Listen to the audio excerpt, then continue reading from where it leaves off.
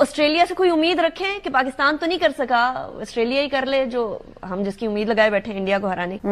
और एक बुरा दिन इंडिया का हो ताकि फाइनल हमारा लाहौर में हो, हमारे लोग भी खुश हों, हमारा चैंपियंस ट्रॉफी को जो मेजबानी का हक था वो अदा हो अगर फाइनल लाहौर में। अच्छा, आप एमन किसको सपोर्ट करेंगे?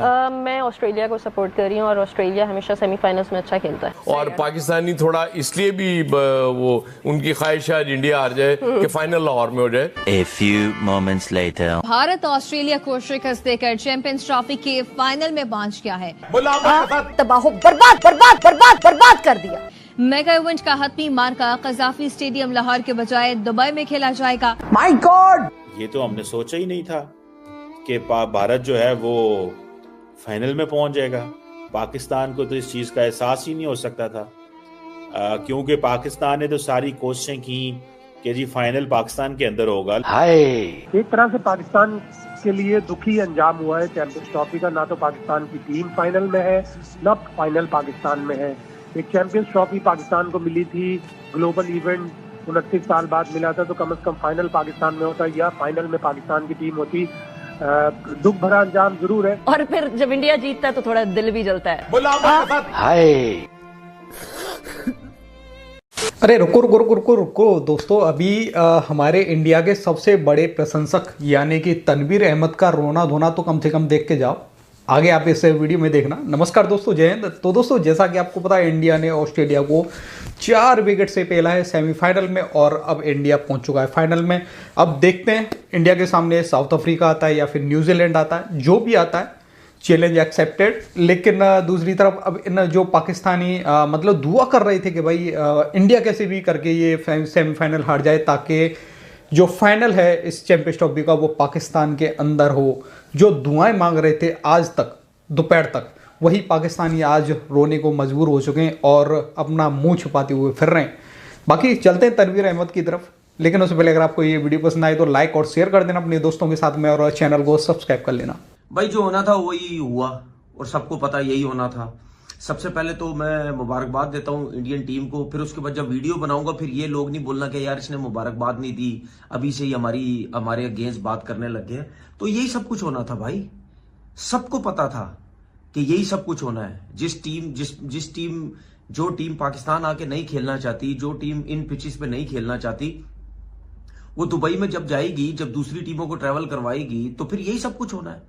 इसीलिए ऑस्ट्रेलिया के लोग, इसीलिए इंग्लैंड के प्लेयर्स और लोग उन्होंने बोलने लग गए कि भाई इंडिया की टीम को फेवर मिल रहा है, 100% फेवर मिल रहा है। इंडिया के अलावा चाहे कोई सी भी टीम होती उसको फेवर ही मिलना था। यही अगर ऑस्ट्रेलिया की टीम अगर अपनी कंडीशन में खेल रही हो तो दूसरी वहां ट्रेवल कर रहे हो तो किसको फायदा होगा? ठीक है ना, ऑस्ट्रेलिया को ही फायदा होगा ना। ये तो हमारी पाकिस्तान की थकी हुई टीम, थकी हुई सिलेक्शन, थके हुए लोग जो बिल्कुल थर्ड क्लास किस्म की टीम सेलेक्ट करते हैं, अपनी कंडीशन में बुरे तरीके से हार जाते हैं। ये तो हमारे थका हुआ सिस्टम है जिसकी वजह से हम हार जाते हैं। अपनी कंट्री में कोई भी टीम इतनी आसानी से नहीं हारती, वो अपना एडवांटेज लेती है। तो यही एडवांटेज इंडिया के पास था। वो दुबई गई, उसने मैचेस खेले वहां, दूसरी टीमें आई वहां पे, मतलब यानी खुली बदमाशी लगाई हुई है। ओ जी आईसीसी इनके अंडर में, बिल्कुल आईसीसी इनका अपना है, जेश अपना है। ठीक है, अब शोर मचाने का कोई फायदा नहीं है। वो टीम फाइनल जीतेगी तो शोर मचाने का कोई फायदा नहीं है। जब ये चीजें हो रही थी उस टाइम क्रिकेट बोर्ड को, सारे क्रिकेट बोर्ड को एक साथ होना चाहिए था कि यार ये सब कुछ क्या हो रहा है। अब ये थोड़ा थोड़ा एक प्लेयर ने बोल दिया, एक फलाने उसने बोल दिया, इससे कुछ नहीं होता भाई। वो अपनी उस कंडीशन का पूरा फायदा उठा रहे हैं, वो पिद्दी लगवा रहे हैं दूसरी टीमों को, ट्रैवलिंग करवा रहे हैं, वो 4-4 स्पिनर खिला रहे हैं। 264 रन तो किए ऑस्ट्रेलिया ने, ठीक है, लेकिन ये 264 रन भी इंडिया के आगे कुछ नहीं थे, क्योंकि उनकी जिस तरह बैटिंग लाइनअप और ऑस्ट्रेलिया की जिस तरह की बॉलिंग, ये तो एक्सेप्शनल बॉलिंग कहीं हो जाती तो इंडिया हार जाता मैच, वरना कहाँ हारना था। ये फंसते ही, यहाँ पे फंसते ही स्पिनर की वजह से, और वो 4-4 स्पिनर खिलाते। अब आप देखो जो स्मिथ ने इनिंग खेली है, वो कितनी मेहनत से, कितनी मुश्किल उसने इनिंग खेली है। उसके बाद एलेक्स कैरी ने, अगर ये दोनों भी रन ना करते, या स्पेशली स्मिथ अगर रन ना करता, तो फिर एलेक्स कैरी से भी ये रन नहीं होते, क्योंकि उसने थोड़ा सा इनिंग बिल्ड की है तो एंड में जाके उसको थोड़ा सा मौका मिला। और इन 4 स्पिनर्स को खेलना कोई इतना आसान थोड़ी है, इतने मुश्किल स्पिनर है वो ऐसी कंडीशन में। तो आप देख लें, जब 264 किए, इंडिया का कप्तान जो है, प्लेयर कितने रिलैक्स थे, उनको पता था रन हो जाएंगे, और वो रन हो गए।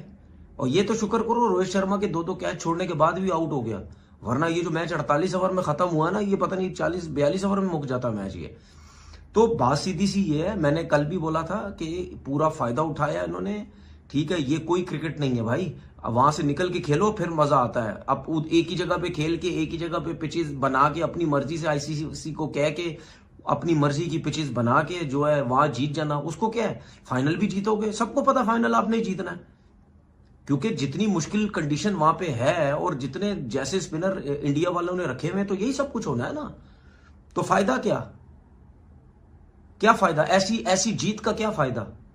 मुकाबला तो आपने किया नहीं। पाकिस्तान जैसी कंडीशन में आते तो फिर पता चलता। मैं ये नहीं कह रहा वहां हार जाते आप, वहां आपकी जो बैटिंग लाइनअप थी, आपने हो सकता है 400-400 रन भी, 350-300 रन भी मारने थे, जिस तरह की इंडिया की बैटिंग लाइनअप थी। लेकिन कम से कम स्पिनर्स, ये 4 स्पिनर नहीं खेलते, वहां पे मुश्किल होती, क्योंकि पाकिस्तान के अंदर स्पिनर्स का कोई अमल दखल नहीं था, उनको कोई सपोर्ट नहीं मिल रही थी। उनकी जहां मार लग रही थी तो सीधे सीधे छक्के लग रहे थे उनको, ना बॉल ब्रेक हो रहा था ना कुछ हो रहा था। तो वहां आते तो पता चलता ना, वहां आए नहीं दुबई में बस। अच्छा, क्रिकेट भी सिर्फ दुबई में खेली, हाल चेक करो।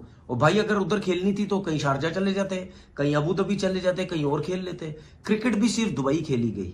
ये देखिए, बात सुने, कोई माने ना माने, कोई बोले ना बोले, ठीक है, मुझे पता है ना हमारे यूट्यूबर जो क्रिकेटर है गंदे, ठीक है, कुछ गंदे क्रिकेटर्स, मुझे पता है वो चमचागिरियां करनी है, उन्होंने इंडिया की चमचागिरियां करनी है, इंडिया की तारीफें करनी है। तारीफें मैं भी करता हूं जब करनी होती है, जब अगेंस्ट जाना होता है अगेंस्ट जाता हूं। आज जीते, मैंने मुबारकबाद दी, लेकिन अगेंस्ट जाऊंगा, ठीक है ना। उसकी वजह यह है कि पूरा जय शाह ने, पूरा आईसीसी ने फेवर दी है इंडिया को, क्योंकि इनको पता था कि इंडिया के अंदर ही करवाओ, हमारे मैचेस इंडिया के अंदर ही करवाओ, वहीं हमें ज्यादा फायदा है और वहीं हम जीतेंगे। और आप देख लेना, ये आहिस्ता आहिस्ता और प्लेयर्स बोलने लग गए हैं इस चीज के ऊपर, ठीक है ना, कि ये टोटल फेवर जो है वो इंडिया को दी जा रही है। बाकी जीत की बात करते हैं, ये मैंने जो अगेंस्ट उनकी बात करनी थी वो मैं कर दी और मैं हमेशा करूंगा और आगे भी करूंगा। बाकी जीत की बात करते हैं, वेल प्लेड, विराट कोहली ने क्या एक्स्ट्राऑर्डिनरी किस्म की बैटिंग की। मुझे अफसोस हुआ कि 100 करना चाहिए था, उसको ये शॉट नहीं खेलना चाहिए था। और आपने देखा कि के रॉल ने उसको बोला भी कि यार मैं जब मार रहा था, जब यह बाउंड्री हो गई थी तो मारने की जरूरत नहीं थी, आराम से एक और 100 था विराट कोहली का। बाकी बैटिंग लाइनअप बहुत बड़ी है भाई, शहरियार अय्यर ने और जो इसकी विराट की जो पार्टनरशिप लगी उसने ऑस्ट्रेलिया को नीचे गिरा दिया। बॉलिंग लाइनअप थी नहीं, स्पिन अटैक था नहीं उनके पास, सिर्फ जंपा के अलावा कोई भी नहीं। फिर नीचे से आया, फिर उसने के राहुल ने जबरदस्त बैटिंग की, फिर हार्दिक पांड्या। देखिए बैटिंग तो उनके पास कोई प्रॉब्लम ही नहीं है ना, ठीक है ना। अब एक ही टीम है, वो न्यूजीलैंड की टीम है। अगर वो साउथ अफ्रीका से जीतती है कल, वही इंडिया को मुश्किल डाल सकती है, वरना साउथ अफ्रीका का काम नहीं है। साउथ अफ्रीका भूल जाओ। मुझे